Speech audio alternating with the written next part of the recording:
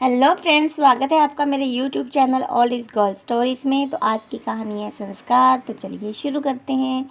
एक वन में एक तपस्वी रहते थे। वह बहुत पहुंचे हुए ऋषि थे।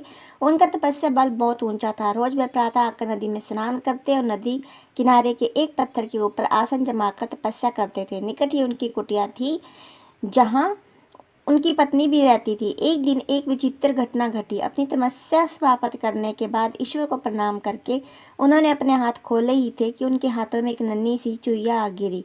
वास्तव में आकाश में एक चील पंजों में उस चिड़िया को दबाए उड़ी जा रही थी और संयोगवश चुईया पंजों से छूटकर गिर पड़ी थी। ऋषि ने मौत के भय से थर थर कांपती चुईया को देखा।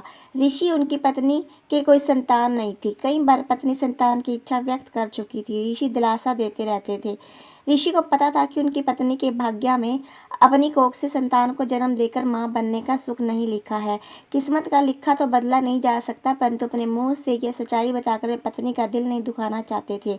वह भी सोचते रहते थे कि किस उपाय से पत्नी के जीवन का यह अभाव दूर किया जाए। ऋषि को नन्ही चुईया पर दया आ गई। उन्होंने अपनी आंखें बंद कर एक मंत्र पढ़ा और अपनी तपस्या की शक्ति से चुईया को मानव बच्ची बना दिया।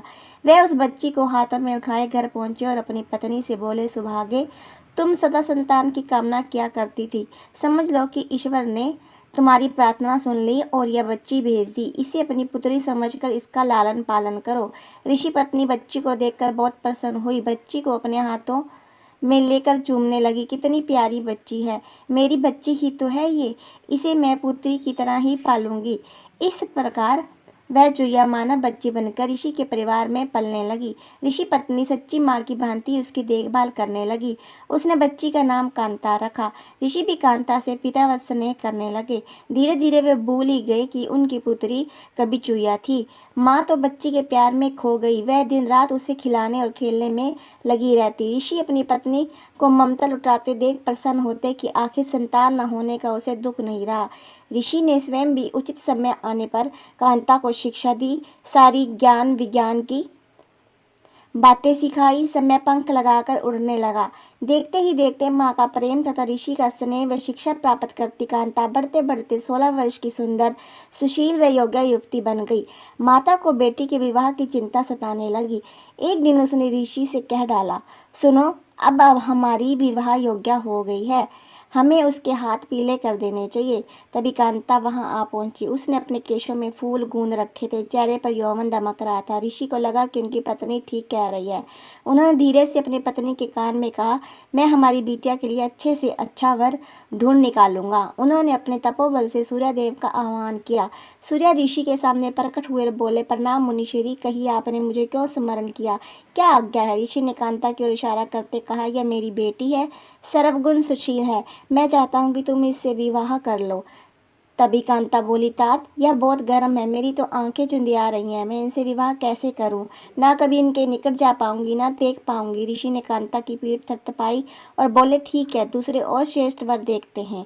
सूर्यदेव बोले, ऋषिवर, बादल मुझसे श्रेष्ठ है, वह मुझे भी ढक लेता है, उससे बात कीजिए। ऋषि के बुलाने पर बादल गरजते लरजते और बिजलियां चमकाते प्रकट हुए। बादल को देखते ही कांता ने विरोध किया, तात, यह बहुत काले रंग का है, मेरा रंग गोरा है, हमारी जोड़ी नहीं जमेगी। ऋषि ने बादल से पूछा, तुम ही बताओ कि तुमसे श्रेष्ठ कौन है। बादल ने उत्तर दिया, पवन, वह मुझे भी उड़ाकर ले जाता है, मैं तो उसी के इशारे पर चलता रहता हूँ। ऋषि ने पवन का आह्वान किया। पवन देव प्रकट हुए तो ऋषि ने कांता से ही पूछा, पुत्री, तुम्हें यह वर पसंद है। कांता ने अपना सिर हिलाया, नहीं तात, यह बहुत चंचल है, एक जगह टिकेगा ही नहीं, इसके साथ गृहस्थी कैसे जमेगी। ऋषि की पत्नी भी बोली, हम अपनी बेटी पवनदेव को नहीं देंगे, दामाद कम से कम ऐसा तो होना चाहिए जिसे हम अपनी आंख से देख सकें। ऋषि ने पवनदेव से पूछा, तुम ही बताओ कि तुमसे श्रेष्ठ कौन है। पवनदेव बोले, ये ऋषिवर पर्वत मुझसे भी श्रेष्ठ है, वह मेरा रास्ता रोक लेता है। ऋषि के बुलावे पर पर्वतराज प्रकट हुए, बोले, ऋषिवर, आपने मुझे क्यों याद किया। ऋषि ने सारी बात बताई। पर्वतराज ने कहा, पूछ लीजिए कि आपकी कन्या को मैं पसंद हूँ क्या।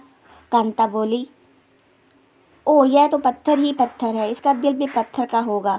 ऋषि ने पर्वतराज से उससे भी श्रेष्ठ वर बताने को कहा तो पर्वतराज बोले, चूहा मुझसे भी श्रेष्ठ है, वह मुझे भी छेद कर बिल बनाकर उसमें रहता है। पर्वतराज के ऐसा कहते ही एक चूहा उनके कानों से निकलकर सामने आ कूदा। चूहे को देखते ही कांता खुशी से उछल पड़ी। तात तात, मुझे यह चूहा बहुत पसंद है, मेरा विवाह इसी से कर दीजिए। मुझे इसके कान और पूंछ बहुत प्यारे लग रहे हैं, मुझे यही वर चाहिए। ऋषि ने मंत्र बल से एक चूहिया को तो मानवी बना दिया, पर उसका तो दिल तो चूहिया का ही रहा। ऋषि ने कांता को फिर चूहिया बनाकर उसका विवाह चूहे से कर दिया और दोनों को विदा किया। सीख, जीव जिस योनि में जन्म लेता है उसी के संस्कार उसमें बने रहते हैं।